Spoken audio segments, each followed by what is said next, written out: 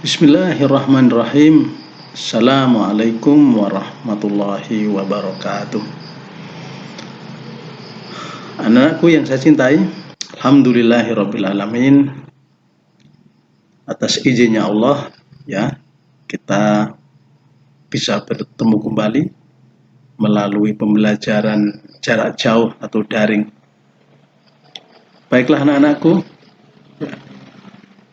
sebelum kita membahas materi KD 3.4-nya, maka alangkah lebih baiknya kita berdoa dulu.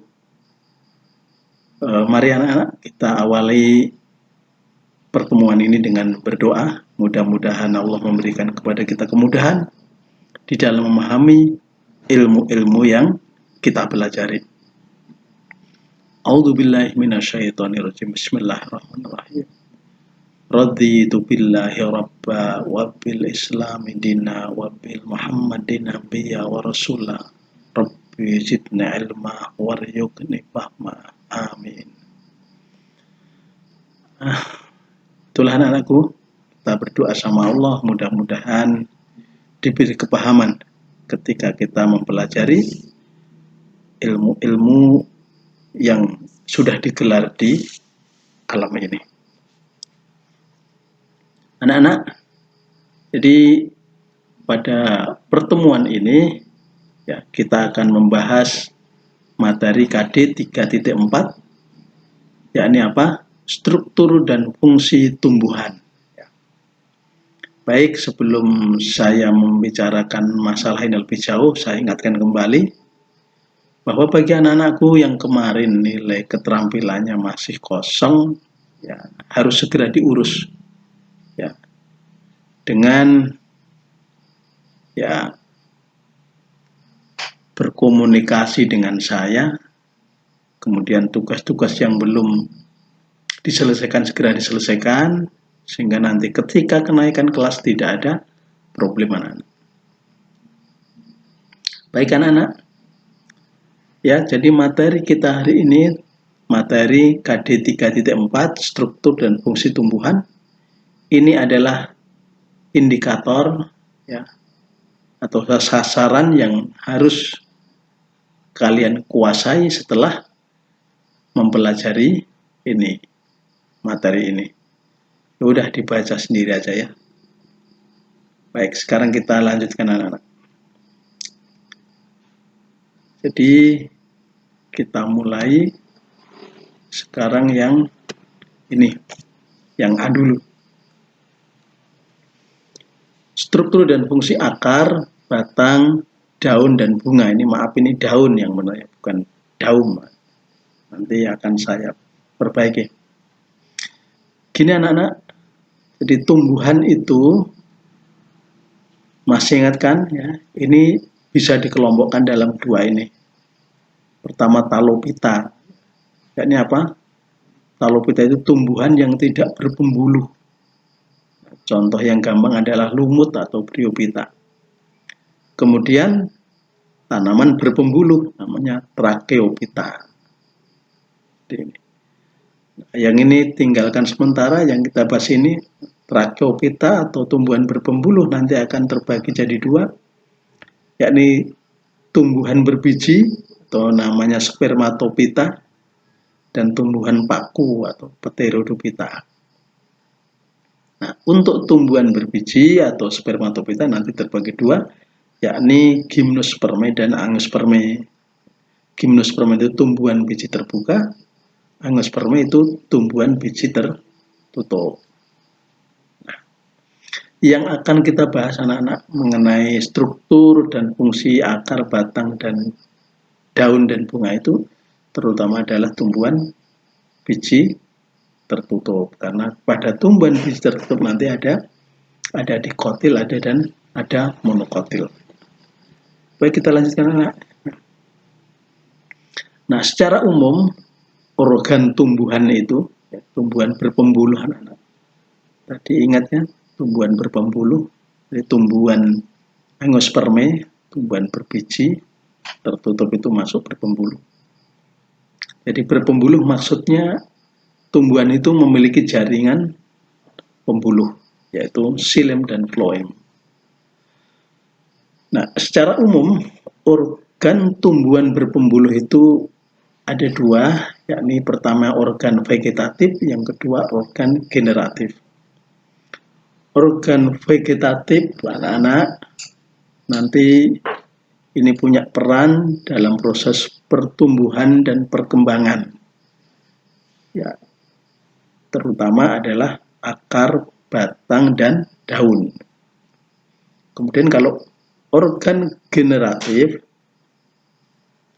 itu organ yang mendukung proses perkembangbiakan secara generatif. Kalau tumbuhan, nanti alat reproduksinya ya, sebagai perkembangbiakan secara generatif meliputi bunga, biji, dan buah. Baik anak-anak, kita satu persatu kita bahas ini. Yang pertama akar, jadi struktur akar. Ingat ciri akar ini anak-anak, dia tidak berbuku. Jadi artinya tidak berluas akar itu. Terus kalau dia tumbuh itu ke pusat bumi ya, atau kalau nggak ke pusat bumi ya menuju ke air. Dan warnanya putih ya, atau kekuningan, jadi nggak hijau ya, kalau batang nanti hijau. Kemudian bentuknya runcing anak-anak. Ini ciri-ciri dari akar. Dia punya fungsi ya, ini untuk menambatkan tumbuhan biar dia tegak. Kemudian menyerap air dan mineral dari tanah ya, untuk disalurkan ke seluruh bagian tubuh tumbuhan. Kemudian mengalami modifikasi ya. Jadi artinya begini, akar itu nanti akan melakukan ya perkembangan ya, atau mengalami modifikasi, dan hasil modifikasinya nanti akar itu menjadi alat fungsi lain ya. Dalam hal ini bisa menyimpan cadangan makanan ya, contohnya adalah singkong, bengkoang, wortel, lobak ya. Atau boleh juga ya, yang menyerap oksigen untuk bernapas, contohnya adalah tumbuhan bakau. Ya. Jadi dia mengalami modifikasi anak-anak, atau berkembang atau berdiferensiasi ya, sehingga dia memiliki fungsi lain ya, ini sebagai cadangan makanan dan untuk menyerap oksigen. Ini fungsi. Nah, jenisnya anak-anak, kalau kita lihat nanti ada akar tunggang ya. Ini biasanya terdapat pada tumbuhan dikotil. Akar tunggang itu begini ini. Ya, akar tunggang ini ya, maaf ini. Jadi bedakan ya. Kemudian yang kedua akar serabut ya, terdapat pada tumbuhan monokotil, misalkan padi, jagung, rumput ini. Bedakan anak-anak. Jadi ini akar tunggang, ini akar serabut. Baik, diingat anak-anak ya, cirinya, jenisnya, dan fungsinya untuk akar. Kita lanjutkan, sekarang yang batang. Kalau batang ya, dia punya ciri ini. Ya. Cirinya apa? Dia berbentuk silinder, memanjang. Terus memiliki ruas, atau sering disebut dengan internodus ya, yang dibatasi oleh buku atau nodus. Ruas-ruas itu maksudnya. Terus nodus, yang ruas itu ya, tempat melekatnya daun dan tunas. Jadi daun dan tunas nanti dia akan tumbuh di bagian nodus. Jadi ini anak-anak, kalau ini namanya nodus ya, ini nodus, kemudian ini internodus seperti ini ya. Ini satu ruas ini nodusnya, internodusnya ini ada ruas. Nah, kemudian dia fungsinya nih menyokong bagian tumbuhan di atas tanah ya. Kemudian apa anak-anak? Pengangkutan air dan mineral dari akar ke daun, jadi lewatnya batang itu. Kemudian juga pengangkutan makanan dari daun ke seluruh tubuh. Jadi di daun ada proses fotosintesis, hasilnya makanan, kemudian makanan itu disalurkan ke seluruh tubuh, itu melalui batang juga.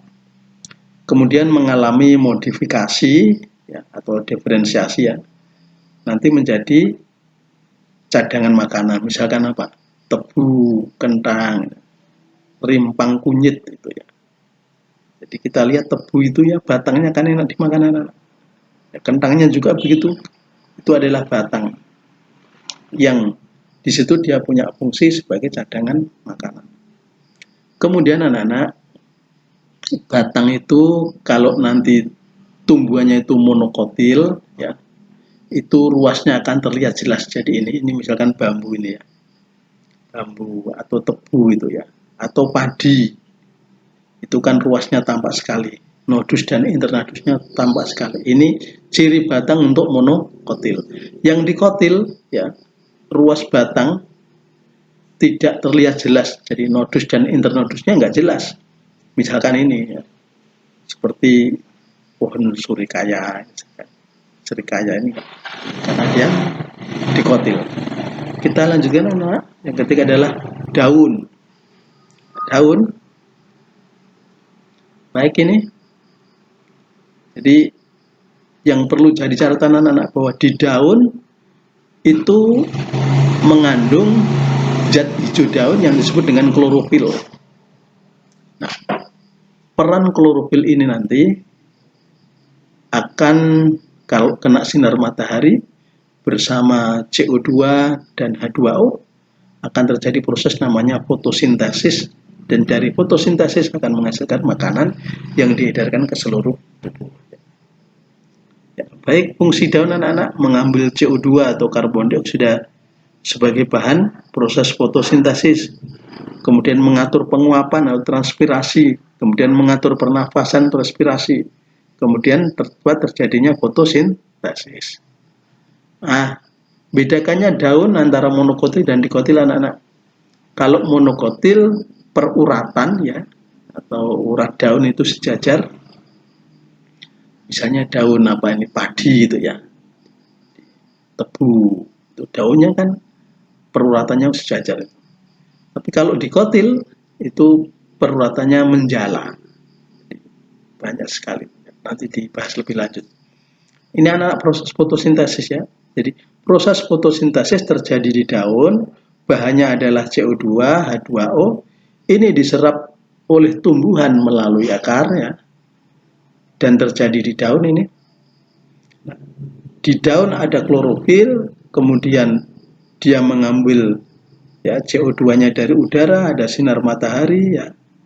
Nah, nanti akan menghasilkan ini,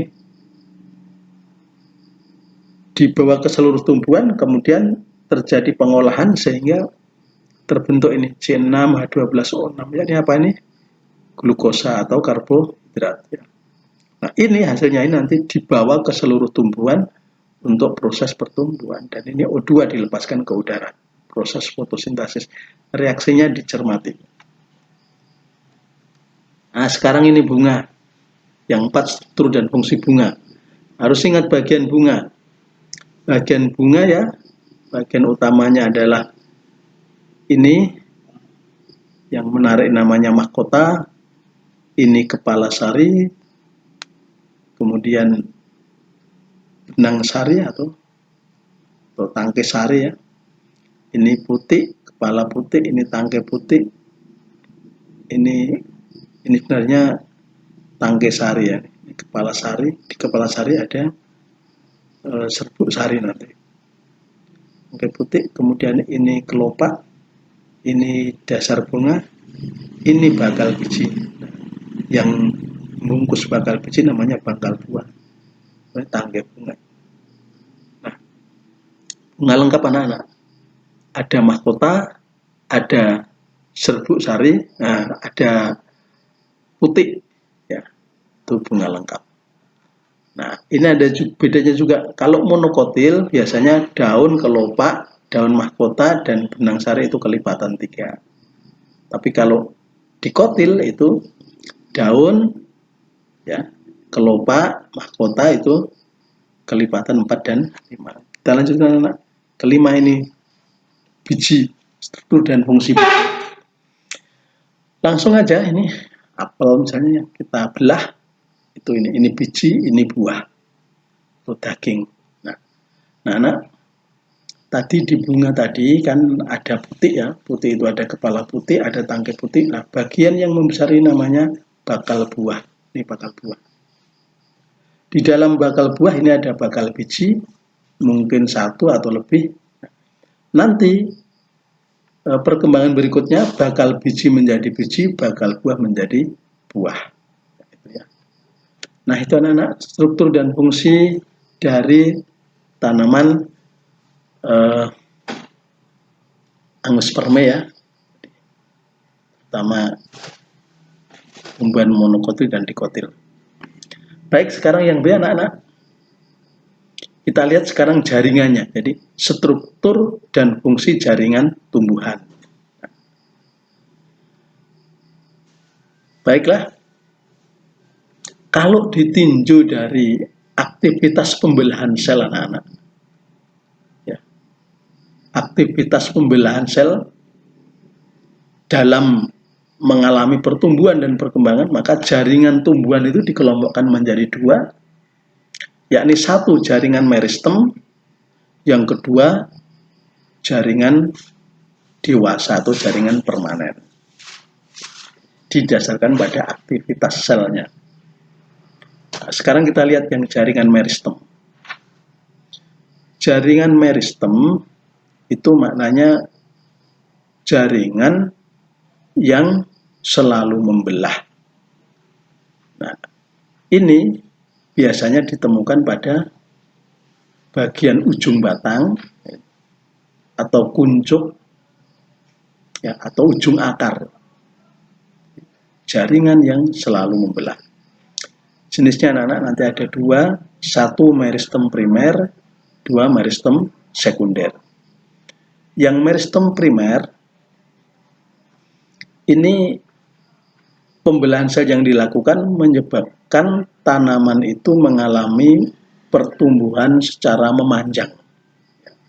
Maka di sini kita lihat ini ada meristem apical itu. Meristem apical itu meristem yang berada di ujung batang, kuncup itu. Kemudian ini primordial daun, ini meristem aksilar. Nah, nanti ketika meristem primer ini membelah, maka akan menyebabkan tanaman atau tumbuhan itu menjadi memanjang, tumbuh memanjang. Ya, itu meristem primer. Nah, yang meristem sekunder ini pembelahan sel ya, yang menyebabkan pertumbuhan sekunder. Pertumbuhan sekunder itu membesar. Nah, contoh meristem sekunder itu adalah ini anak-anak terjadi pada kambium ya, kambium pembuluh atau kambium vaskuler. Jadi kambium nanti kalau membelah itu ke dalam membentuk xilem, keluar membentuk phloem, sehingga menyebabkan tanaman itu menjadi ukurannya menjadi lebih besar. Itu meristem sekunder. Nah,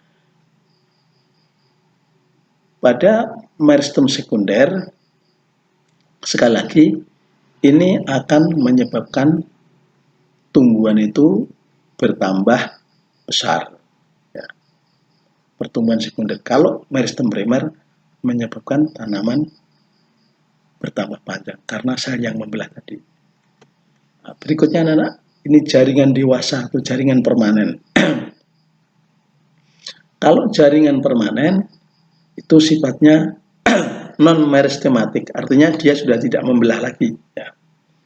Nah, dia berasal dari pembelahan sel meristem primer atau sekunder ya, yang telah mengalami perubahan bentuk atau diferensiasi sehingga memiliki fungsi tertentu.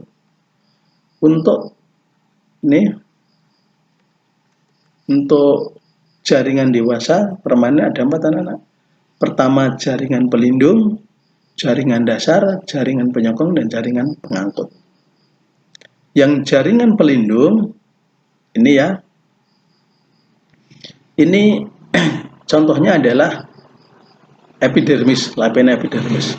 Jadi epidermis itu punya fungsi melindungi sel di bawahnya, ya. Nah, kemudian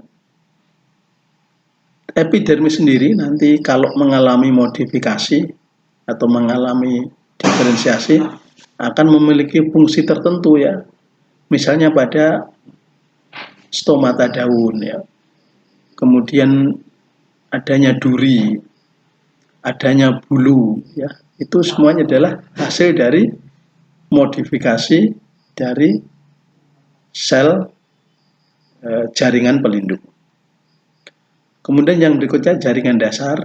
Jaringan dasar ini harus hampir ditemukan pada seluruh bagian tumbuhan. Nah, nanti kalau dia mengalami modifikasi ya atau diferensiasi, dia akan berfungsi sebagai cadangan makanan. Misalnya jaringan dasar pada buah singkong ya atau lainnya itu, maka di situ jaringan dasar yang ada adalah namanya jaringan parenkim. Ya. Jaringan parenkim. Nah, jaringan parenkim itu jaringan dasar ya, ketika dia berada di akar, dia berfungsi sebagai cadangan makanan. Kemudian jaringan penyokong atau penguat. Jaringan penyokong ada dua anak-anak nanti. Ada kolenkim, ada sklerenkim. Ya.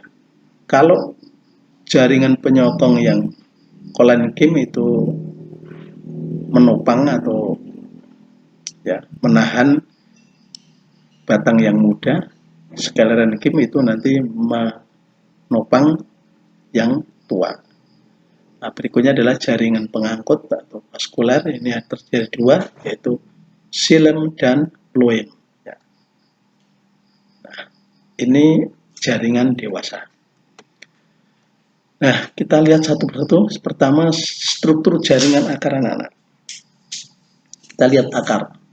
Akar itu, ya. Jadi ini ada tumbuhan, kita ambil akar, dibesarkan jadinya ini.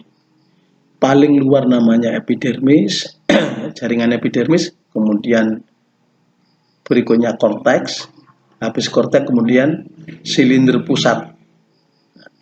Di silinder pusat. Kemudian ini rambut akar, ini tudung akar, ini meristem apical atau meristem yang berada di ujung akar.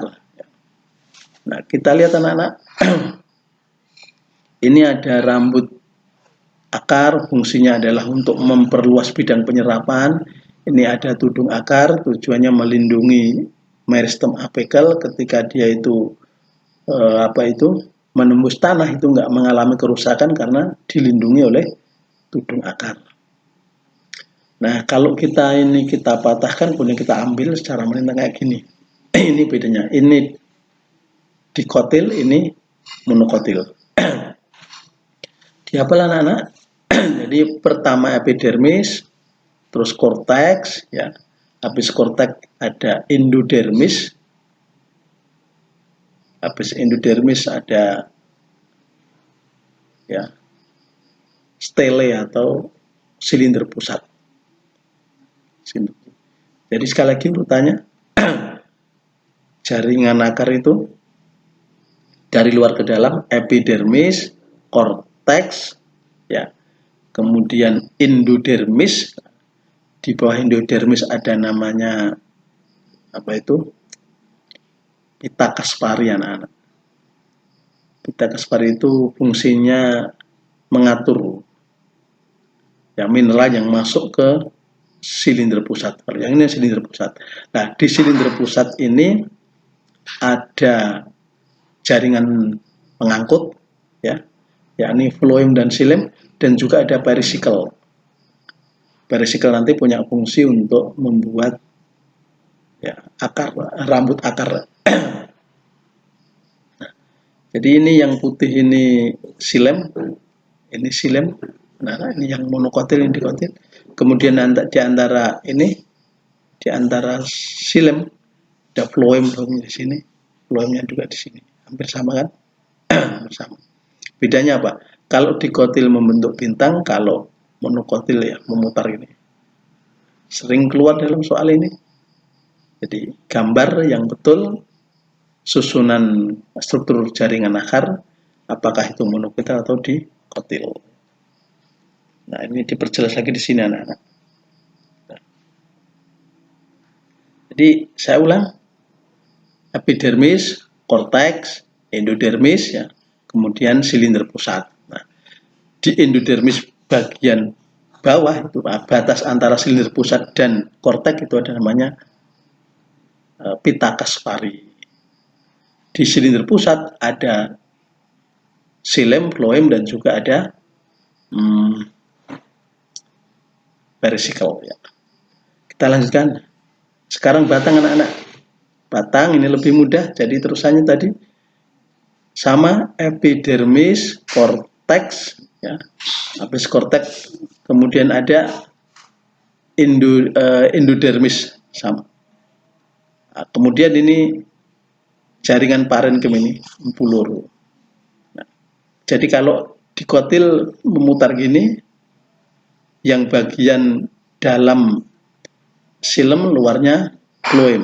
Kalau ini tersebar anak-anak, jaringan apa itu? Jaringan pengangkutnya tersebar. Berikutnya ini daun.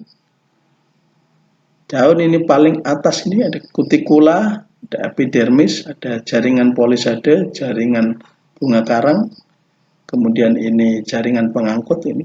Nah, ini fungsinya adalah proses fotosintesis terutama terjadi di sini, jaringan bunga karang ini. Nah, ini model lain. Nah, untuk yang berikutnya ini kita bahas pada materi berikutnya anak-anak. Jadi sampai ini dulu, mudah-mudahan bermanfaat ya. Saya akhiri, assalamualaikum warahmatullahi wabarakatuh.